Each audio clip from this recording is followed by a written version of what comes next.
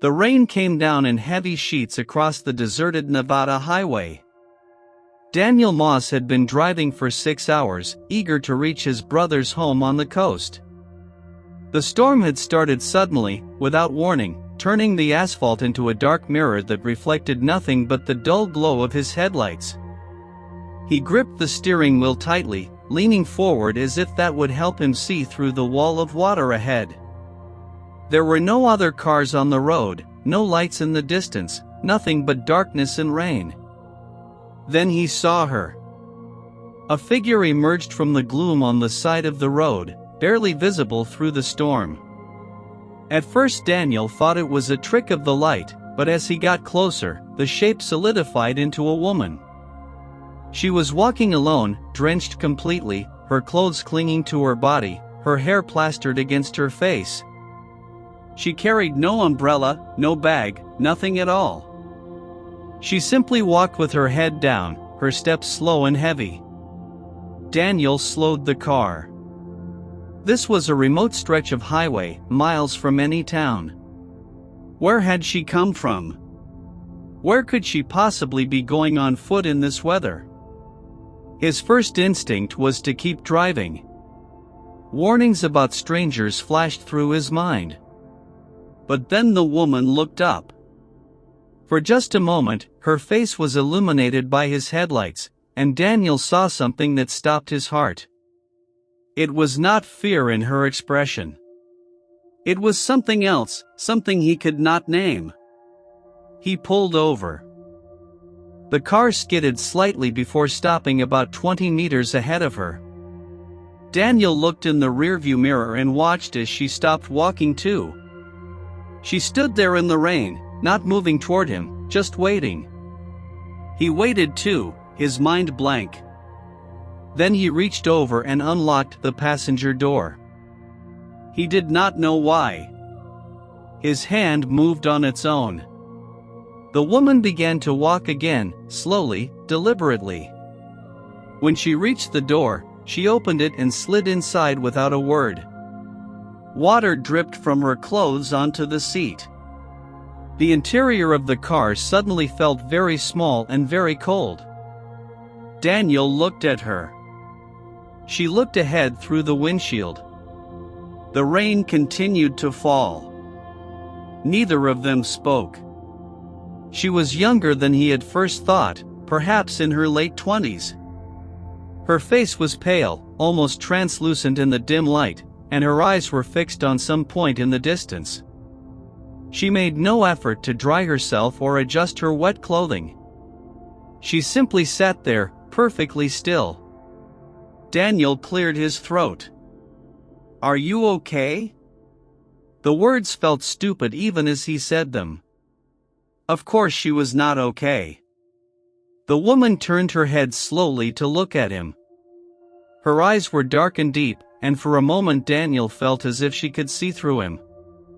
"I am fine," she said quietly. "Thank you for stopping." Many people do not stop anymore. They drove in silence for several minutes. The rain began to ease slightly, the wipers moving slower now. Daniel glanced at the fuel gauge and realized he would need to stop soon. There was a gas station about 20 kilometers ahead, the last one before the coast. He could fill up there, and perhaps the woman could find whatever help she needed. Before he could speak, she said something that made his blood run cold. "You should not have stopped." Her voice was quiet, calm. Daniel felt his hands tighten on the wheel. "What do you mean?" he asked. She did not answer immediately. The silence stretched between them like a wire pulled taut. Then she turned to look at him again, and this time there was something different in her eyes. Something that looked almost like pity. "There are things on this road that you do not understand," she said. "Things that have been here for a very long time. You are a good man, Daniel. I can see that. But goodness does not always protect you. Sometimes it makes you blind." Daniel's heart hammered in his chest. How did she know his name? He had not told her. He was certain he had not told her. He opened his mouth to ask, but at that moment his headlights illuminated a sign ahead. Gas station, 20 kilometers. He focused on that, something concrete and real. He told himself he had imagined it. He was tired, stressed from the drive. Of course she did not say his name. She could not have. The gas station appeared out of the darkness like an island in a black sea. Its fluorescent lights cast a sickly yellow glow over the wet pavement, illuminating 2 fuel pumps and a small convenience store with bars on its windows. Daniel pulled in and stopped beside the first pump. The woman made no move to get out. She simply sat there, staring ahead. Daniel hesitated, then spoke. "This is where I stop. I hope you find whatever you are looking for." The woman nodded slowly. "Perhaps I already have," she said. Then she opened the door and stepped out into the rain. Daniel watched as she walked toward the store, her wet shoes leaving dark prints on the concrete. She did not look back. He sat there for a long moment, his mind churning. Then he got out to pump the gas. The air was cold and smelled of wet earth and diesel. He kept glancing toward the store, but he could not see the woman through the glare on the windows. When the tank was full, he got back in the car and waited. He did not know why. After about 5 minutes, the woman emerged. But she was not alone. A man walked beside her, a tall figure in a dark coat. They stood together under the awning, speaking briefly. Then the man gestured toward an old sedan parked on the far side of the lot. The woman walked toward it, got in the passenger side. The man got in the driver's side. The sedan pulled away and disappeared into the night. Daniel sat there for a long time after they were gone. He felt relieved, he told himself. She was safe now. She had found someone else to help her. He could continue his journey and forget this strange encounter ever happened. He pulled out of the gas station and resumed driving toward the coast. The rain had stopped completely now, and the sky was beginning to clear. Daniel tried to relax, to put the woman out of his mind. But her words echoed in his thoughts. You should not have stopped. How did she know his name? He was still pondering this when his phone rang. He glanced at the screen. Unknown number. He ignored it. It rang again. Again he ignored it. A third time. Finally, with a sigh, he answered.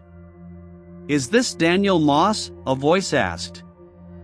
Yes, he said. Who is this? There was a pause. This is Detective Salazar from the Nevada State Police. I need to ask you some questions about your whereabouts tonight. Daniel felt his stomach drop. Why, he managed to say. Another pause. A woman's body was found an hour ago in a burned vehicle near the coastal highway.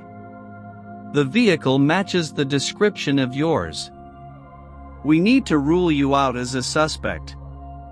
Can you come to the station? Daniel's mind went blank.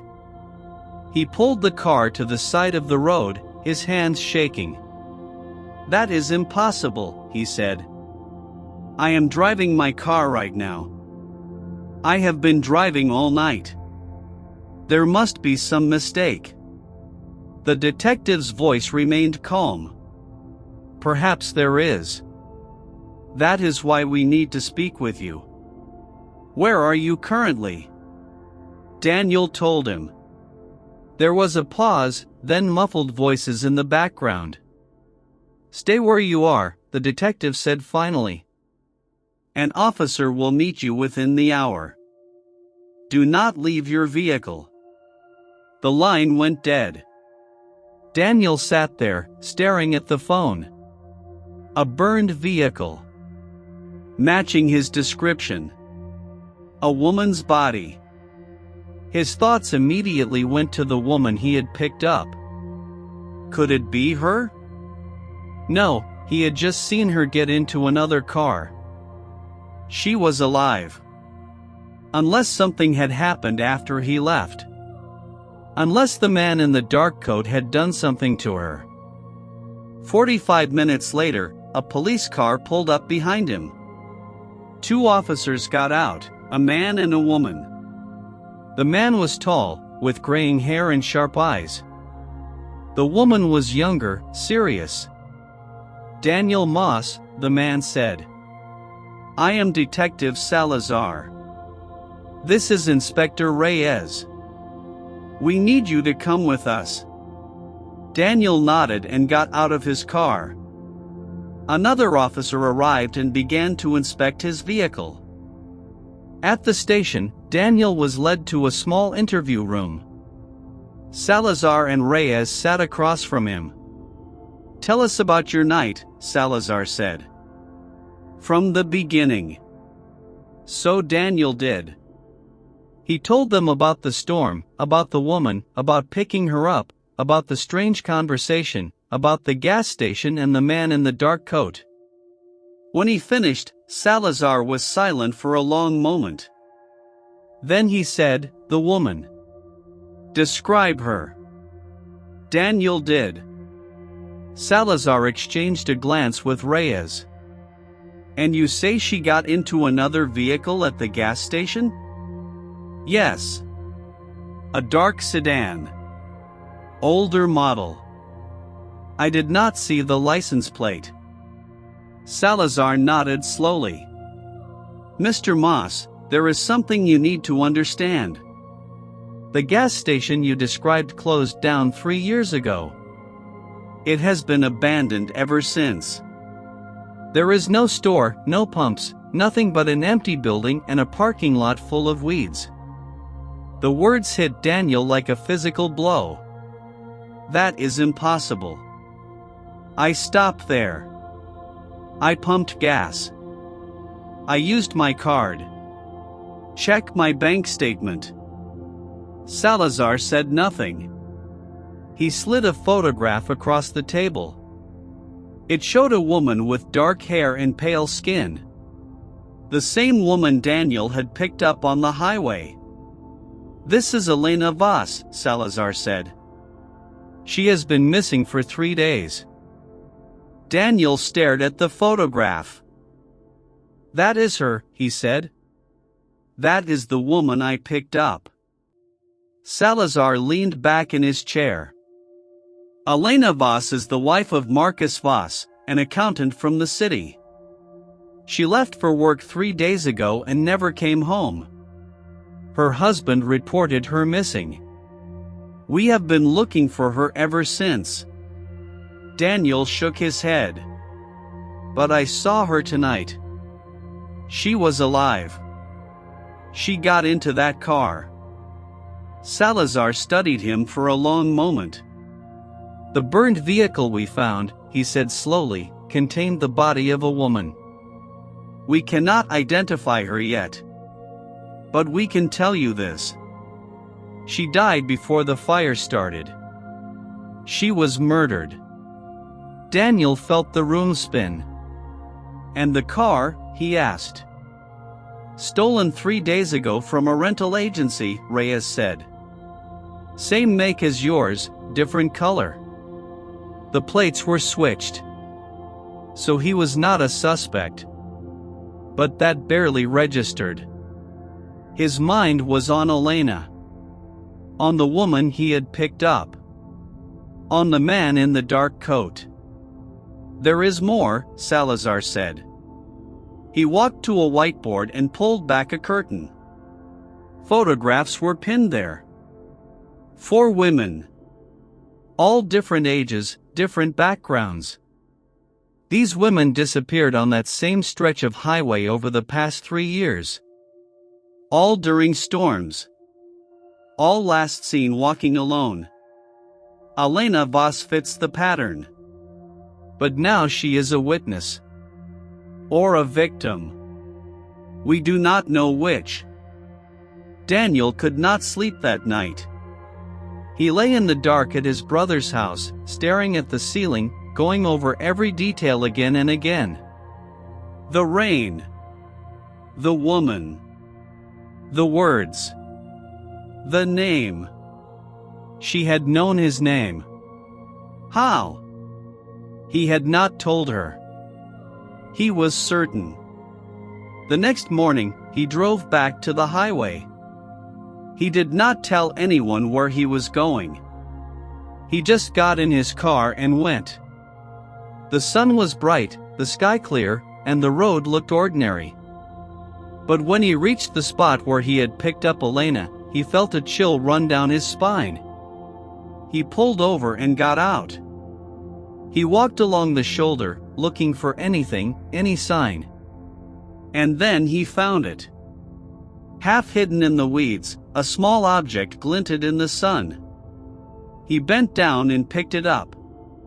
It was a pendant, a simple silver chain with a small charm shaped like a key. He turned it over. On the back, engraved in tiny letters, was a single word. Elena. He stood there, holding the pendant, his mind spinning. She had been here. She had dropped this, or left it. He looked around, half expecting to see her watching him. But the road was empty. He was alone. He put the pendant in his pocket and drove back to town. That night, he called Salazar. Salazar examined the pendant carefully. "This is evidence now," he said. But Daniel could see something in his eyes, a flicker of doubt. "What is it?" Daniel asked. Salazar hesitated. "The engraving. Elena. It is too perfect. Too deliberate. As if it was meant to be found." Daniel felt a cold knot form in his stomach. "You think she left it on purpose? For me?" Salazar nodded slowly. "It is possible. But why? What does she want you to do?" Daniel had no answer. He left the station and drove aimlessly for hours, trying to make sense of it all.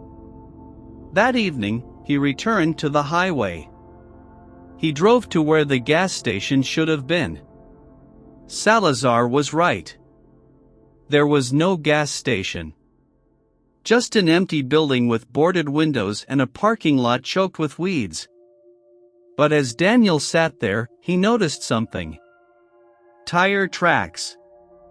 Fresh ones, cutting through the weeds toward the back. He got out and followed them on foot. They led to a door at the rear, hanging slightly open. Daniel pushed it and stepped inside. The interior was dark and smelled of mold. But as his eyes adjusted, he saw something that made his blood run cold. A chair. Ropes on the floor. And in the corner, a small pile of belongings. A woman's shoes. A woman's bag. He knelt and opened the bag. Inside was a wallet. The photo inside stared up at him. Elena Voss. He heard a sound behind him and spun around. A figure stood in the doorway, silhouetted against the fading light. Daniel could not see the face, but he knew. It was the man in the dark coat. For a long moment, neither of them moved. Then the figure stepped forward into the dim light. The man was in his 40s, with a tired face and sad eyes. He wore a dark coat, just as Daniel remembered. But there was something familiar about him. "You should not be here," the man said quietly. "Who are you?" Daniel demanded. The man sighed. My name is Thomas Voss. I am the man everyone thinks is dead. Daniel stared at him. Thomas Voss. The missing brother. The owner of the burned car. But you are alive, Daniel said. Obviously. But that is not something I can afford to have known. Thomas moved closer. Elena is my sister-in-law. I have been hiding for 2 weeks. She helped me escape. She traded her freedom for mine. Daniel's mind raced. Escape from what? Thomas's face darkened. From my brother. Marcus. He is not an accountant with a missing wife. He is something else entirely. He and his friends. They target women on that highway. They use the storms as cover. And they used Elena. Forced her to be the lure. Threatened her. Controlled her. For 3 years.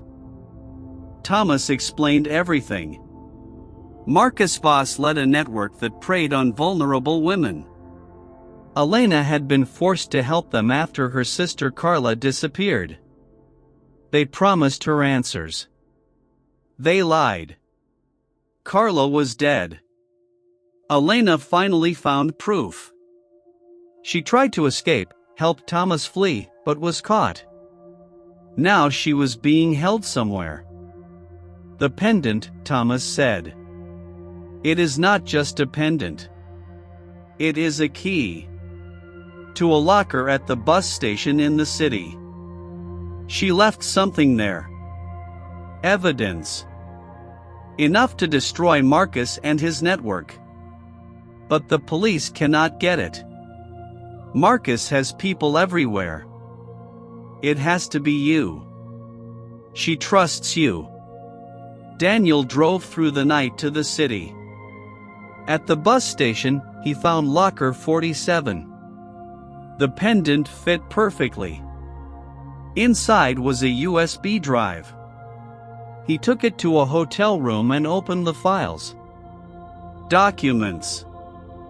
Photographs. Recordings. Names, dates, locations. Marcus Voss with women who later disappeared. Conversations about methods and disposal sites. A video of Carla Mears on the night she vanished. He had it all. Now he needed to find Elena. Thomas told him about a hunting lodge in the mountains, a place Marcus used. That was where they would be keeping her. Daniel drove through the night toward the mountains, the USB drive hidden in his shoe, the pendant around his neck. The lodge was deep in the pine forest, isolated and dark. Daniel approached on foot, staying in the trees. Through a window, he saw Marcus Voss standing near a fireplace. And in a chair across from him, her hands bound, was Elena. She was alive.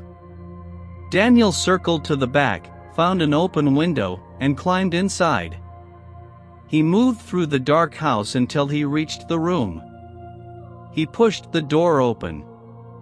Marcus spun around, rage twisting his face. "You," he snarled. Daniel stepped forward. "It is over, Marcus. I have everything. The files. The recordings.